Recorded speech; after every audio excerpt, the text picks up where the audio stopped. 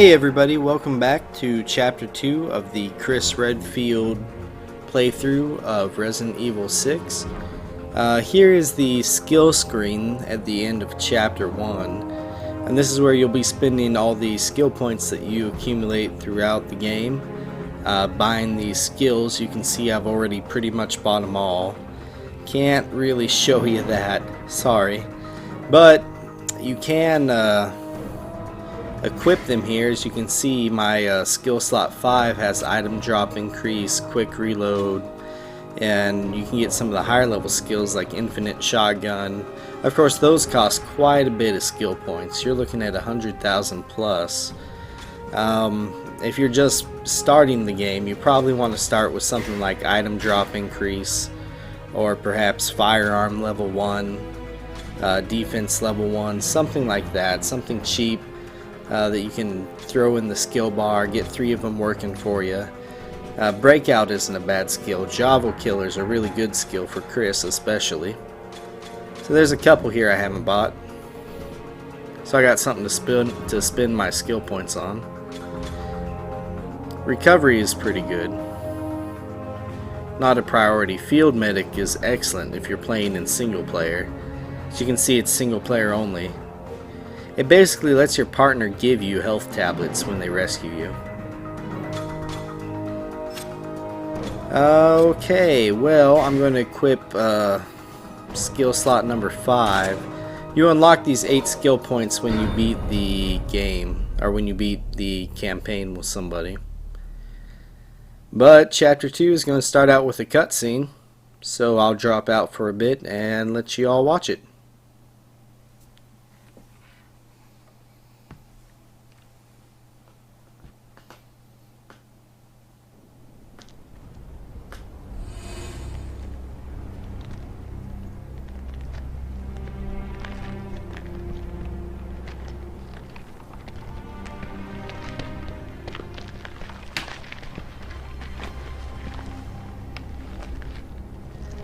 He was running recon, alone.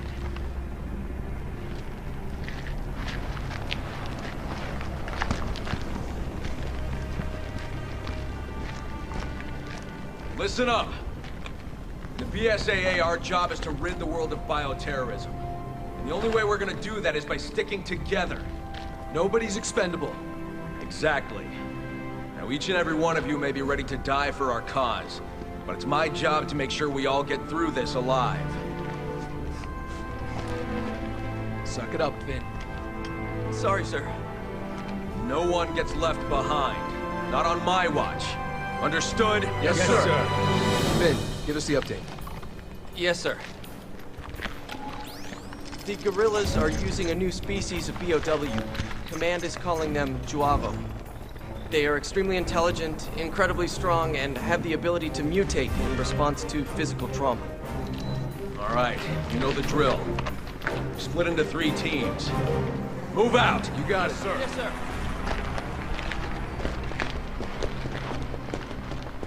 You're the rookie, huh? Yes, sir. Finn McCauley, sir. I know you're nervous, Finn. The team's got your back, okay? Yes, sir. I'll give this everything I've got.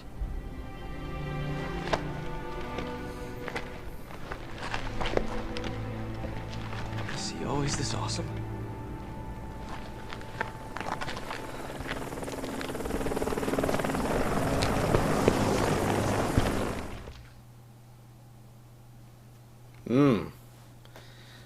So this is in Edonia before the start of Chapter 1. Pretty important. I like how they go kind of back in time with Chris a little bit to do some of the backstory. An interesting note here, we're playing as Chris, so we're in the tank here, or APC, whatever the heck that is. But if you're playing as Piers, you will be in the vehicle that just got blown up. So you'll actually start this chapter crawling out of that vehicle to continue. There's interesting tech that they had in that cutscene there, where he shines like the flashlight thing down on the ground to give an update. It's pretty cool. Here is a new mutation where you can see that guy basically got his arm shot and developed it into a shield. Copy that. We'll go He spends most of the time trying to ram you if he does that.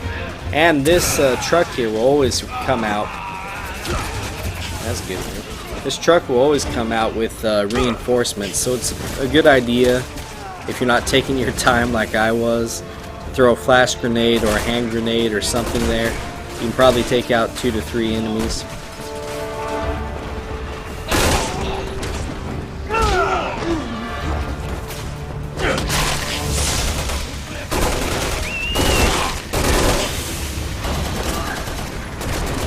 That room right there is a good place to wait for some of these melee enemies to come after you.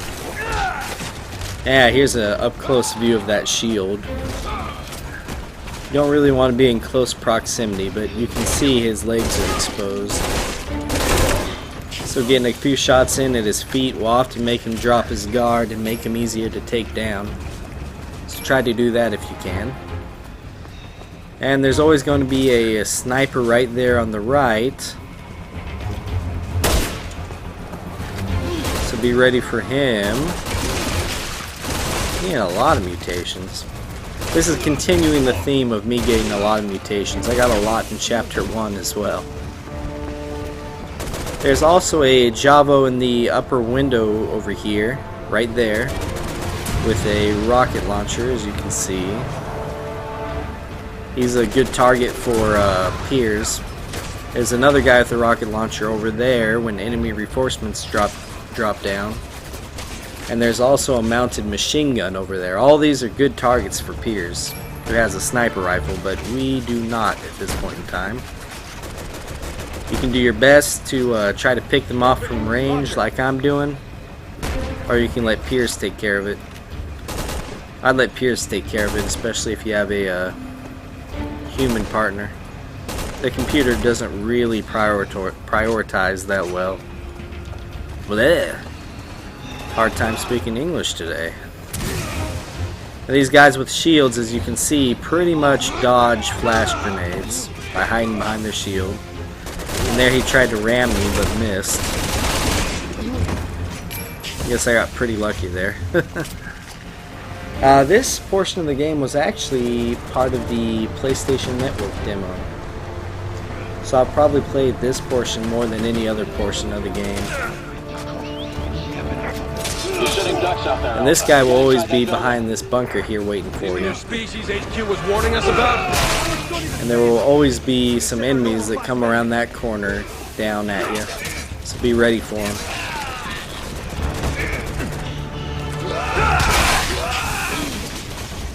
Ah, that's a good throw. And Chris is a beast.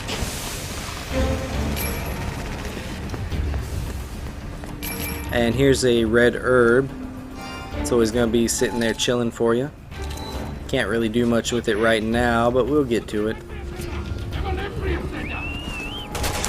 This guy will usually be waiting for you, but he may not have a gun. I've seen him with guns and knives. Basically waiting for you to come into that room and attack. Be sure to grab these crates in the back room before you continue on, as we won't be able to come back to this area.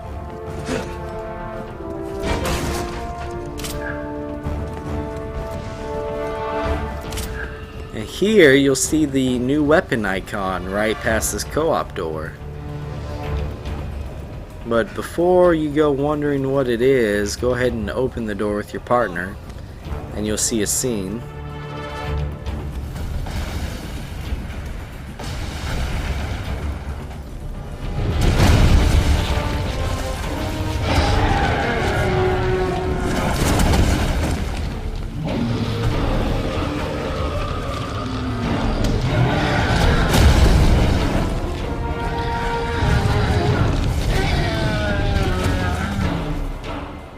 Yeah. Well, that thing sure is ridiculous. This car he throws can't possibly hurt you by the way. I've actually stood there and tried to take damage from the thing, and it just doesn't hurt you. This guy is called Ogroman, or Ogreman, however you want to pronounce it, I don't really care. And his weak point is, of course, the big exposed piece of flesh on his back. Not much you can do to him until you see this scene where he forces you off that walkway, and I just have no idea what that new weapon could possibly be, because as far as I know, you don't ever get that weapon. But as soon as you can, go ahead and run up these stairs. The camera will probably be focused on the enemy, but if you head back enough, you'll see the stairs. There's some boxes in here you can grab, and this is the preferred place of fighting Ogreman, in my opinion. There's actually, across the street, there's actually a set of ladders with some wooden walkways you can fight them on too. And I don't prefer it. You can see it over there. But there will also be a respawning Javo coming in this area, so be sure to check where you came from, lest they get the jump on you. Oh man, he just saved his buddy's life. He has no idea. This is not really a boss battle like you might think. The boss battle version with this enemy is coming up in a bit. Basically here you need to either survive for a specified amount of time, or, which I would recommend, shoot his weak point and make him fall down. You'll see this melee button. Jump on his back and jam on the X button as fast as you can. You'll end up pulling out this growth here and jamming it into his weak point. As you can see, once I did that, you get Finn to drive in the APC and basically help you out. That forces him to retreat, doing some damage along the way. Dear God. Alpha to HQ. Our route's blocked. That thing is ridiculously big. Course from Route 1 to Route 4. Those things are enormous. I didn't know BOWs could get that big. There's the other side that I was talking about They there. can make any kind of freak show they want. Just follow the yeah, I don't prefer it for fighting. Just follow the APC. It will run through this fence. And here's a ladder for the place we were in. You can get to it via the stairs or the ladder there. There's going to be some enemies in these archways coming up. They have guns, but these enemies down here you can actually get to. You don't have to shoot them to kill them. So I would take them out first, since they're the more immediate threat.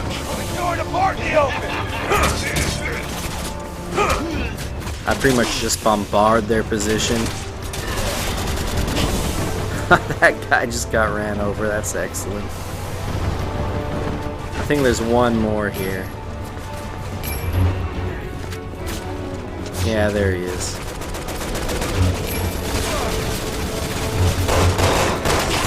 Okay, once you take out these ground enemies on the right, then I would focus on the enemies in the archways up above.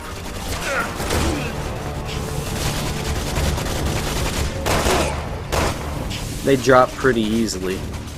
Most enemies that you can't get to drop a lot easier than enemies you can get to. For example, I don't think these enemies are even programmed to mutate. There's going to be an enemy up in that window up further ahead. I have no idea why I was shooting at it right there.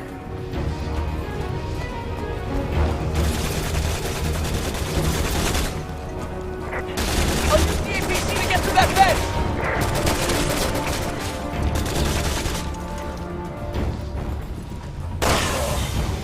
There we go. Yeah, once you kill a few of those enemies, that enemy from that building over there will show up. Okay, time to go to the next street.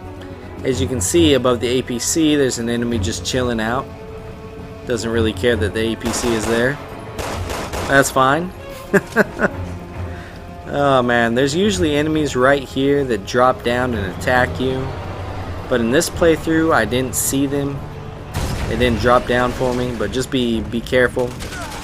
Looks like they dropped down over by that ladder over there and didn't bother trying to attack me closer. But you should be careful, they often do that. And this area over here, you got a piece of broken wall you can crawl under. And up these stairs, you can see into the building on the other side of the street. Now, there's usually snipers over there that will zone in, spawn in. So be careful before you jump and be ready to kill some of them. For example, there's one sniper. And kill him. There's usually a second that comes out. So this is a great position to get behind that barricade right there on the right side of the street. As well as the barricade on the left side. And any enemies that might be using the APC for cover. Still waiting for that sniper. He shows up, but I have to wait a little bit.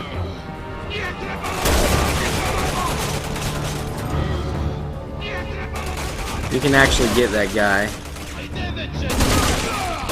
There we go.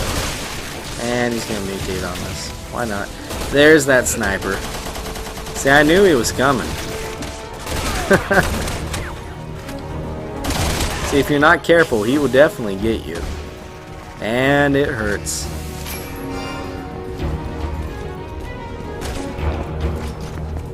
Good shot, Pierce.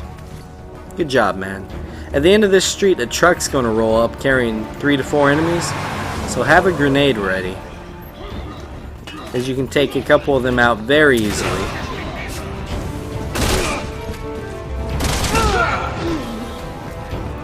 Save yourself some ammo and health.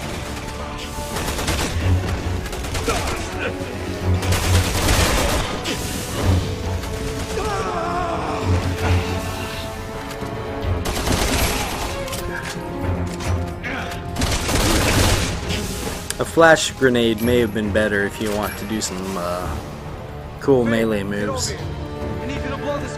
Once you take out all the enemies, Chris will have Finn head over to that fence and plant some explosives. Don't forget about the crates up here. And any items, of course.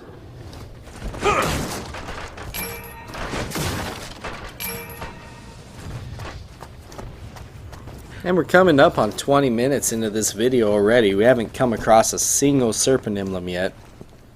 This is actually a fairly long chapter. Of course, each of the chapters in Resident Evil 6 are pretty long. I mean, you definitely get your money's worth out of this game. So, we have a train car blocking our way. Finn will immediately go to work trying to set some explosives up to blow it out of the way. And you will have to hold off some enemies. The first thing you should do is head to the right and kill that guy who has a rocket launcher and will make life hell on you if you don't know who the heck is raining rockets down on you. After that, you can take some time to explore, grab some boxes. This upper area up here is a really good sniper's perch, perfect for Pierce. Even the computer knows it, as you can see, he's using it. That's where our enemies are coming from, the far side of this area. They'll drop down from above. They'll use that little barricade over there to hide behind. There's usually a rocket Javo over there. Gotta be real careful when approaching that area. But yet, to get the first serpent emblem, we have to head over there. Now they do respawn for quite a while, but you can kill them all out and they will stop respawning. Which makes for kind of a funny cutscene coming up, as you might guess. As you can see, several enemies have rocket launchers. That makes this area dangerous. But this middle railroad car is a great place to hide behind to take out enemies. It keeps you quite well protected. Just don't leave yourself exposed or out in the open for too long.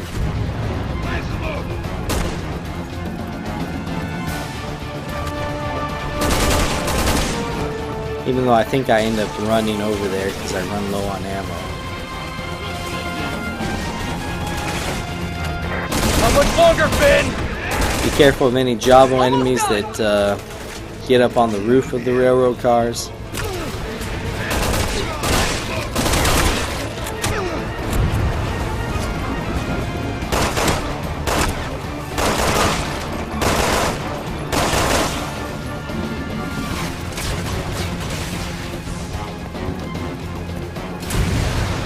Ah, there he is.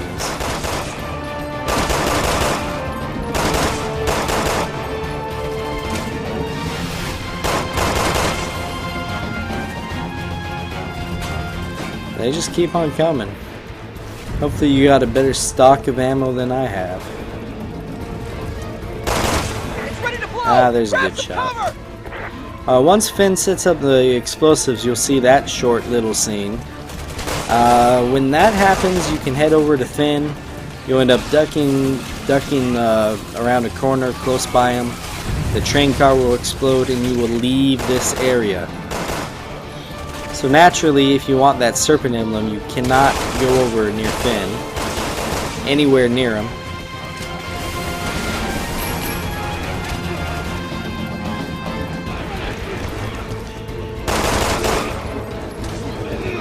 If you end up getting closer like I did, watch your back.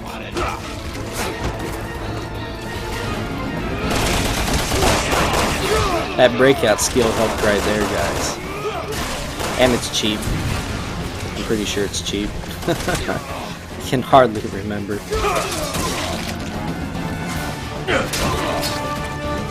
Oh man.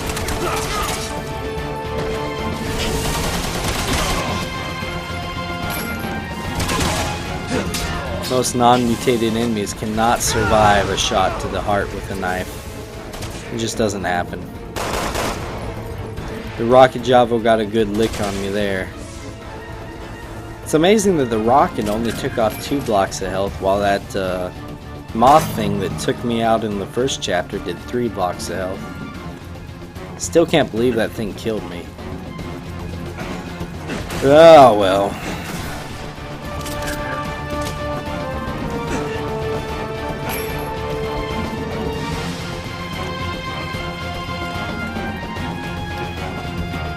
And like I said earlier, the enemies will eventually stop coming.